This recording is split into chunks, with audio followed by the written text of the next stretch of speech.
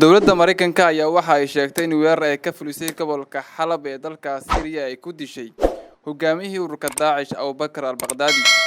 Saraakiil ka mid ah wasaaradda gaashaandhigga dalka Mareykanka ayaa sheegay in kalsooni buuxda ay ku qabaan in weerarkaasi uu ku dhintay hogaamiyaha Daesh.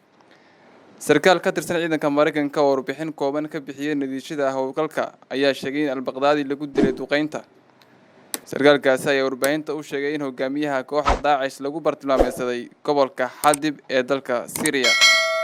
xubno ka mid ah wasaaradda ayaa aqalka cad u gudbiyay arrintan waxaana lagu wadaa in madaxweynaha Mareykanka ka soo saaro war rasmi ah. Trump oo si hordhac ah u xaqiijiyay sheegashada ayaa bartiisa Twitter-ka waxa uu ku soo qoray wax weyn ayaa iminka dhacay.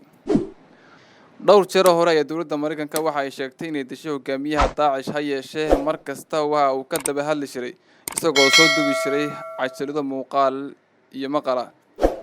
dowladda Mareykanka ayaa jimcihii weerar ay ka fulisay buuraleyda Golis ee Soomaaliya ku sheegtay inay ku dishay 3 ka mid ah ururka Daesh. ha yeeshee dadka magaalada isku shuban ee gobolka Bari ayaa sheegay 3 qof oo rayid ah la laayay loona maleynayo inay ka baxeen gacanta Mareykanka.